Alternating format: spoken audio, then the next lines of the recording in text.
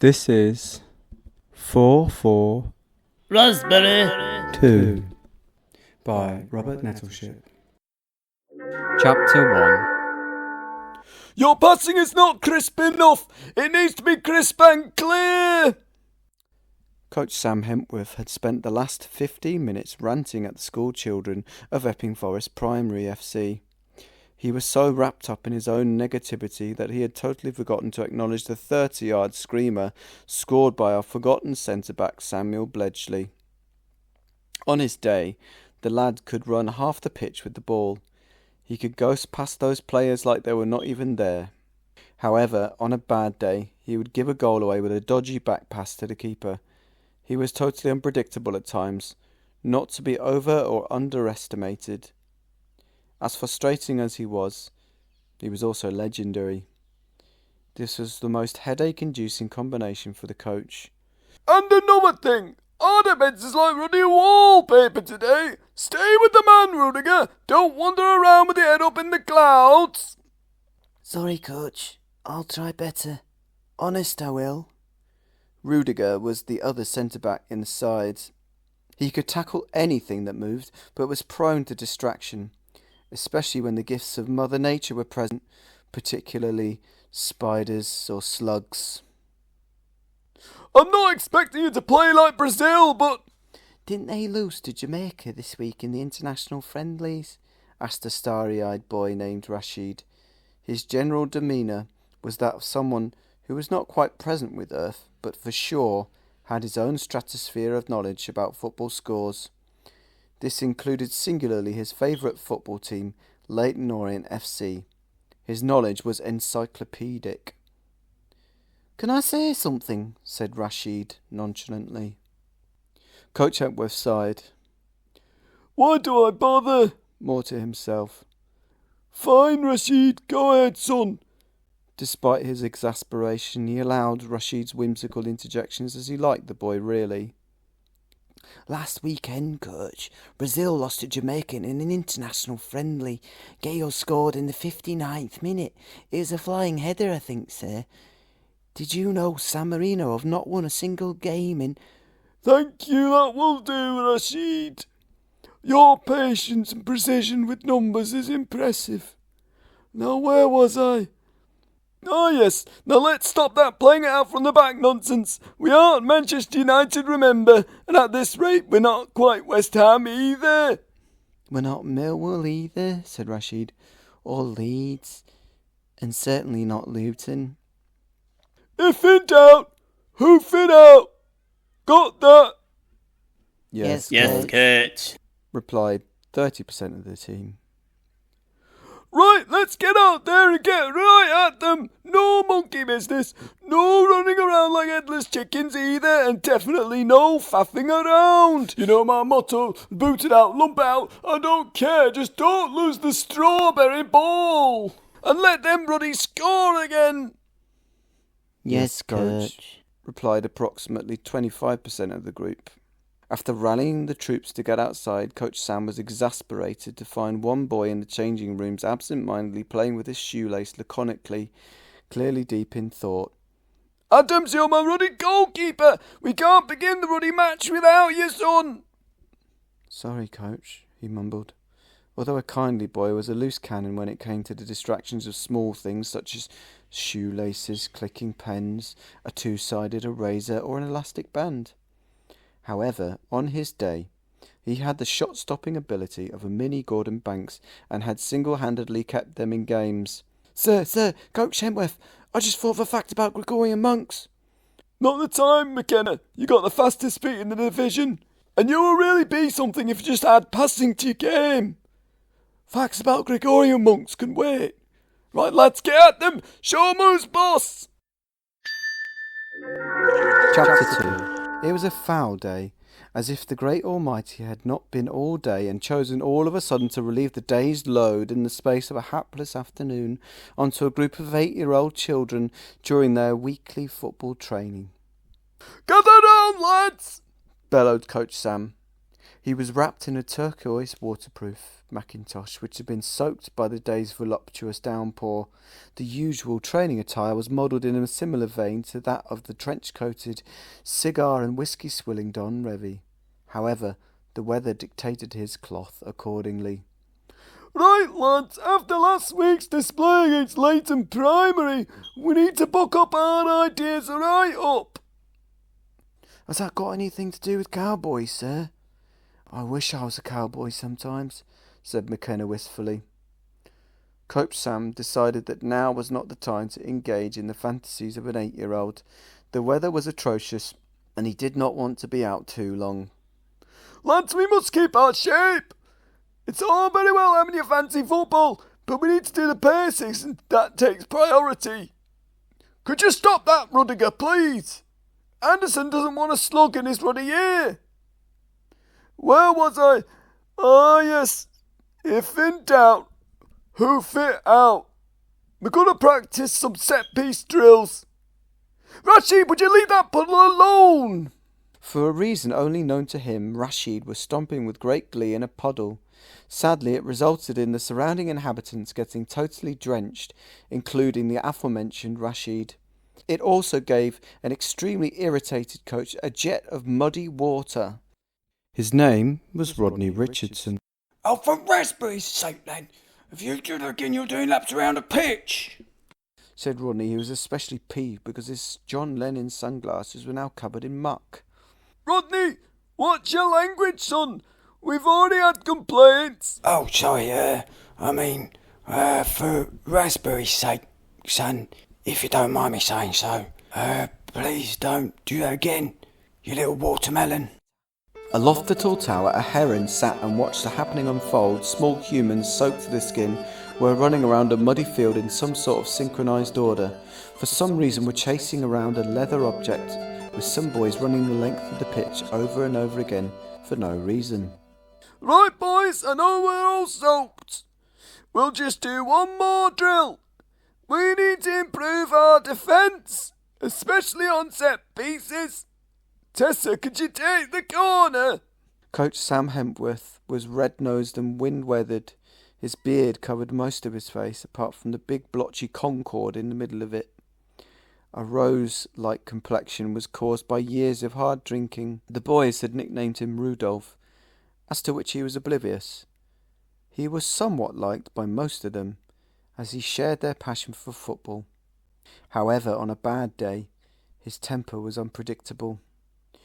The boys practiced the corner drill for a while, and there seemed to be some improvement. This was until the final drill, when the ball was sent floating in by McKenna. Bletchley, amidst the flow of concentration, jumped to head the ball clear from the box. Or at least that was his intention. What had actually occurred was that in the effort of jumping, he had accidentally also climbed onto the goalkeeper Adams, knocking him into a muddy puddle. Even though Bletchley had achieved his objective and fulfilled his defensive duties, he had mid-air accidentally tripped on Adams. His air movement was a mixture of a corkscrew twist and a backflip. He landed in that same pool of mud on a hapless Florian, spraying the majority of the team with a jet of muddy water of elephantine proportions. Right, lads, let's get inside. It's raspberry Baltic out here. Where's the Baltic, sir? Asked a curious Rashid. Is it near Estonia?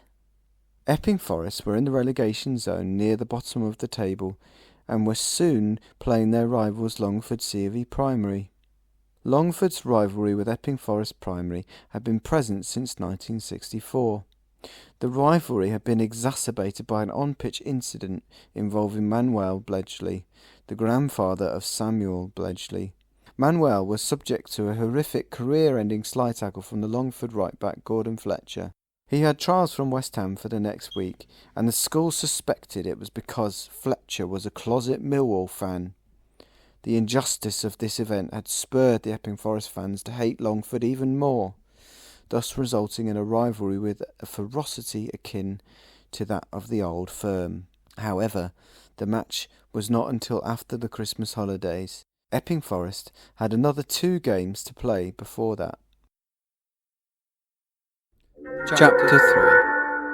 Right, lads, before we go out there today, I said before we go out, before we... Please can we pay attention?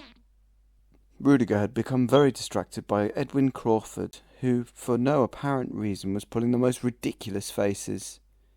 Edwin was a very sturdy defensive midfielder who was privy to the occasional tasty tackle. However, he was also a boy with extraordinary kindness. He was a kind of class clown who would give part of his Warhammer collection if one of his friends got obliterated by space orcs. Where was I? Ah, yes. In this week's training, we will learn the pincer move, as I call it. I spent last night working on it. He droned on for about what seemed to be like hours to the boys, pointing to the dots on the blackboard. However, amidst his absorption into football tactics, which had been dutifully prepared the night before, he had not paid attention to the group's engagement, or lack thereof. He had totally missed the snores which had emanated from Coach Rodney. Could one of you nudge Coach Rodney awake? Tentatively, with a nearby mop, Florian shoved him, and he was abruptly lulled awake.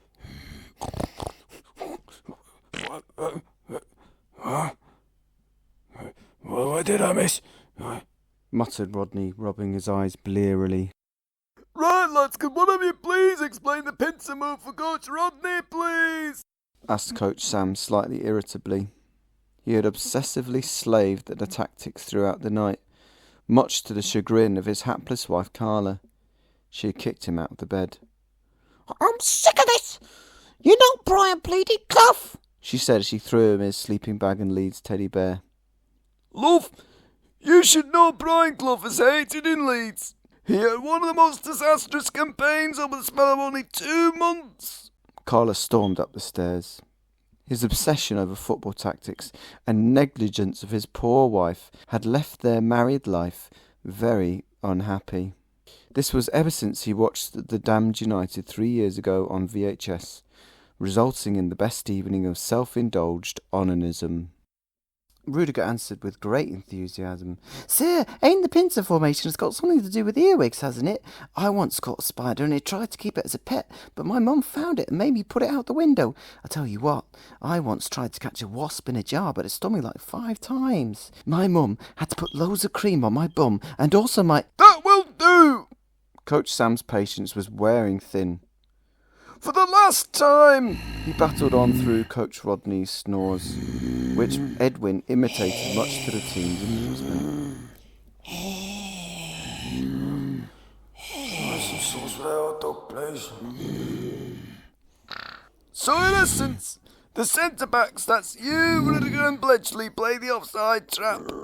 Then you, Edwin, track back and... Rodney, in his sleep, had emanated a gigantic sleep-deprived fart, which vibrated loudly off the wooden bench. Naturally, this volcanic eruption resulted in roars of laughter from the boys. Oblivious, Rodney had woken up with a start from the laughter. What's going on? Defeated at this point, Coach Sam could only laugh. Right, that's enough talking, let's get out there. The Parents' Council was after every single match in the school hall, and was very much like an English Premier League press conference. The pair, Sam and Rodney, were under heavy scrutiny. Today's press conference occurred after the fixture between Epping Forest Primary and Churchill Primary FC. For context, Churchill Primary are a bit like the Everton of the English Premier League. Somehow, they managed to stay up in the league, although no one is quite sure as to how or why. Their performances rarely deserved any particular merit.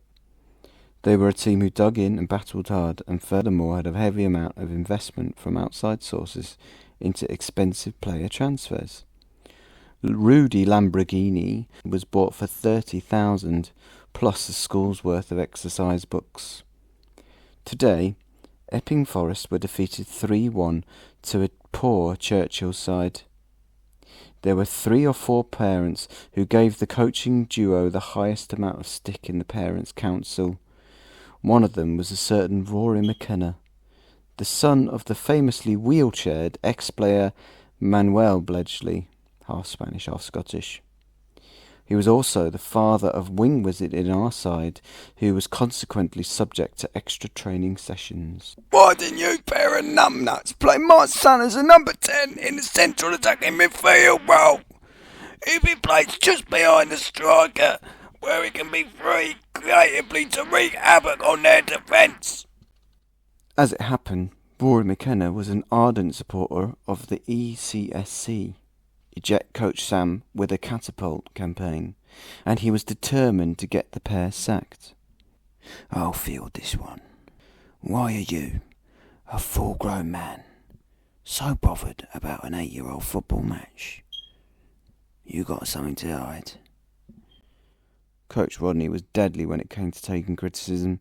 He swatted the criticism away like an irritating wasp. Rory's right, though. Why don't we switch things up? Why not try 3 at the back? Bring in McClearly. He's got a bit with the ball, quick feet.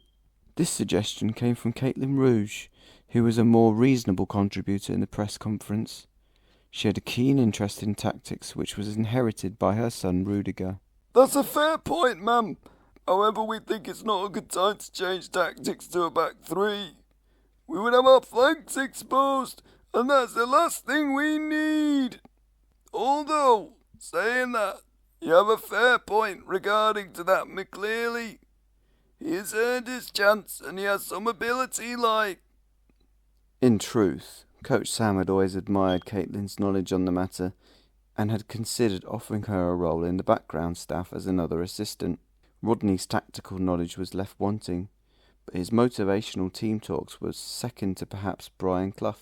However, Coach Sam's relationship with Coach Rodney was fractious at the moment, and he did not want him to feel his role was diminished. He was the glue which held the team together, and he was also good for a laugh. However, there was a sudden eruption from a red-faced, angry, ginger-haired gentleman who possessed a walrus moustache. For raspberry's sake! I've had enough!